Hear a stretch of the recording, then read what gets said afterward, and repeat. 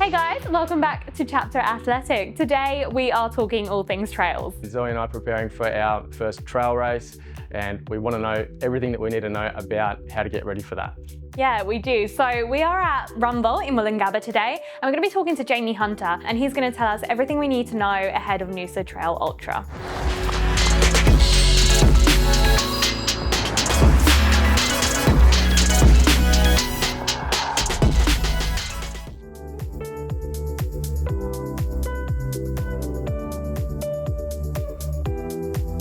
I'd love to know, first of all, what is your journey to running? Mature age. I was in my mid-30s and I started running just because there was a debilitating illness in our family. So I just went for a jog, felt really cleansing, felt really pure, and it felt like I could rationalise my thoughts a lot more than what I would normally do. And that's just how it started. I hired a coach, got me into trails, and never really looked back. Awesome. And then you've opened up Rumbolt since? Opened up Rumbolt. Awesome. Yeah. And what do you do at Rumbolt? So I own the store. Not only am I store owner with a great team that help our customers out, but I'm a qualified run coach, so I do form coaching, and we do a lot of online programming with athletes around the country. I know you have a bit of a background in trails, just a bit.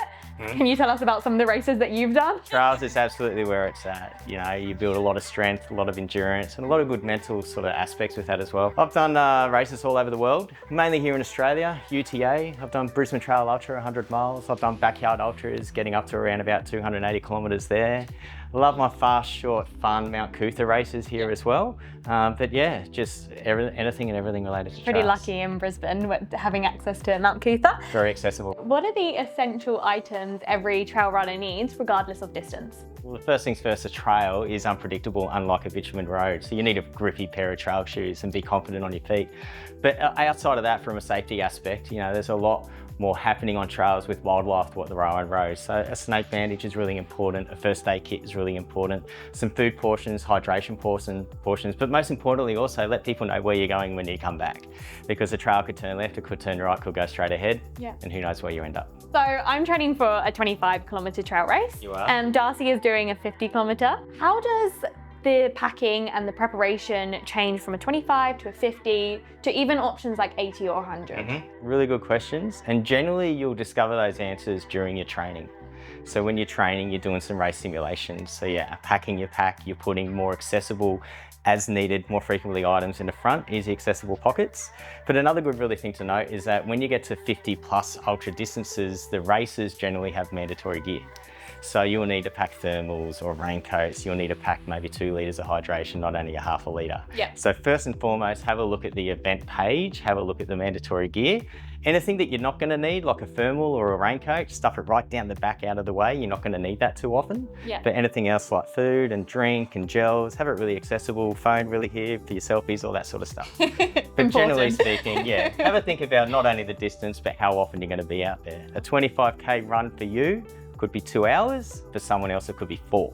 So it's not about the distance, it's all about the duration. And I believe people can come to you for a gear check as well. Oh, they certainly can. Come in, we'll check your gear, we'll be honest with that, because it's all about your safety. Yeah. You know, there's insurances that these race directors pay for your safety. Yeah. So that mandatory gear isn't about us selling you gear, it's about making sure that you can take the start line and finish and be done. How do your nutrition needs change between a road race to a trail race? So road racing is all about predictability, and you know you're going to be sitting a certain pace or heart rate for that duration generally. So you can essentially just have every 45 minutes of gel and some hydration at the checkpoints. A trail race in particular could be very unpredictable.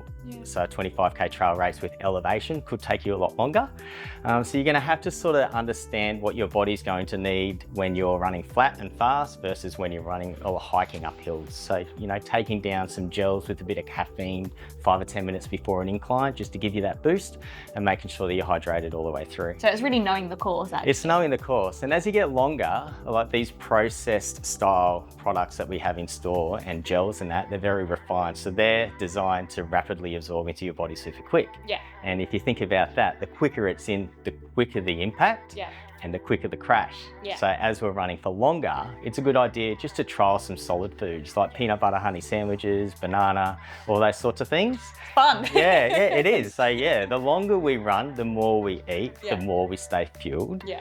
Yeah, and the longer we can go. We've covered nutrition, and now let's talk about training. So how did your training change for a trail race versus a road? Not too dissimilar, really, because if you're looking for endurance, you want to build up your aerobic base. You want to do some hill climbing, do some hill training. You want to spend a bit of time in the gym to do some strengthening work. Trails can be quite different. So there's a key principle in training is specificity, right? So we need to be really specific in our approach to that training. So think about single legs, single limbs. Think about switchbacks on trails. Think about climbing up steps and jumping down the steps and that sort of thing. So spend a bit of time in the gym having a bit of fun. And that's the way I like to see it. We're going to do our standard deadlifts and standard squats, but we're going to spend some time on one leg, hopping around, jumping over boxes and that sort of thing, because you really want to be specific in your approach and your strength training to the trail, and also specific in your approach with your running to the trail as well. Of course. And then in terms of thinking about adding in elevation, is that something that you can just go crazy all in one go, or is that something that needs to be built, you know, over time? Again, another principle to training, you know, that overload, that progression. So hire maybe a coach and we can build you up. So take your time, we'll start a bit strength building phase and we'll get into some endurance, and then closer to the last couple of watts of training, we'll start to be really specific. So with the coaches and yourself as an athlete, we'll be studying the map, studying the terrain, the time in which the race takes off, studying the climate, you know, having a look at the mandatory gear, how you can access that, all that sort of thing. So Jamie, with some of the longer trails, what are some of the options that runners have to try and keep their weight in the pack down? Good question. I think probably the most important one is don't skimp on quality. So you really got to spend a little bit of extra money for that technical engineering, that development behind the scenes of these brands to drop the weight, to keep the strength and to keep you going. Because the last thing you want to be doing is wearing a really big bulky headlamp that you're probably under the hood of a car from Bunnings that's slopping around and getting dim and not enough power, and really thinking about trying to manage that at night versus something you don't even think about and keeps the trail to night from night to day. Things like food, things like nutrition, what are we trying to do there to keep it lightweight? You're trying to, well, obviously the products that we are asked and somewhat marketed to use are very processed in a way that they do instantly absorb into our body. So when you're looking at powders and gels, it's a really good fuel source, and they're very lightweight as well, and they're compact. You can essentially get 500-600 calories in each pocket out of about 10 gels, which is great, but we can't sustain that in long distance running. So you're looking for like hot cross buns, you're looking for lightweight foods that are really nice for you on the tummy. You know, those type of foods that you really think are really quite good for you as well. Trying to keep it fun, thinking Vegemite sandwiches. Vegemite sandwiches full of toast. sodium, right? Yeah, absolutely. Peanut butter, good for fats and proteins. Banana for magnesium, potassium, all that good stuff. Delicious. Yeah, absolutely. Nice.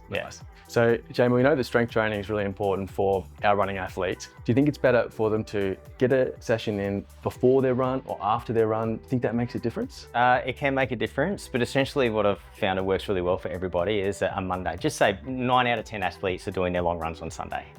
Monday is your designated strength day. If you want to do a bit of flushing with your cardio on the bike or a jog after the strength, that's fine. And if you can find what I call an accessory session in throughout the week, any day of the week, there's basically 20 minutes of mobility work. And we're talking bird dogs, clams, dead bugs, planks, active planks, just anything that's going to, you know, keep a bit of mobility and range in your body. An injury I commonly see in the clinic is probably ITB related pain. So just that pain on the outside of the knee, maybe gets flared up with lots of hills and things like that. What do you think is the best approach in terms of like a strength training regime that could help someone just keep strong in the hips and legs to avoid that common one? Absolutely. And I find, and obviously from your experience as well, lower limb injuries when we're talking knees and ankles and shins is generally as a result of the big power driving muscles either not strong enough or not engaged. So we really want to focus the glutes and the hamstrings and calves as a lower posterior. We really want to work the upper posterior through the back. So how I structure our planning is on a Monday, it'll be a lower and upper posterior workout for a Monday. The second Monday after that, it'll be a lower anterior and upper anterior workout. So now we're sort of really starting to get the full chain of muscles working as one unit. And if you think about running, we want a strong glutes, strong hamstrings, strong calves, and everything else is complementary to that as well. It really is a full body exercise running, isn't it? You can't neglect very much at all. Absolutely, and don't be intimidated by it either. We tend to think strength training, we're looking at gyms, we're looking at big heavy deadlifts and big heavy squats. Strength training is basically resistance-based training, so you're building up lean muscle, you're building up bone density, so you're improving your body. And generally, there's not really that misinformation out there, but there is some information that gets a little bit confusing. And if you're looking at run coaches, you're looking at YouTube, they're all going to say, you know, push-ups and pull-ups and deadlifts and squats. And if you essentially put a deadlift program on your Monday, just find some deadlift variations. You put a squat program on a Monday, find some squat variations. They could be goblet squats, they could be bilateral back squats, you know, that could be single leg squats, whatever it is. So long as you're doing a little bit of something just to keep some range and some resistance in that program, it's going to keep you a strong runner. Yeah.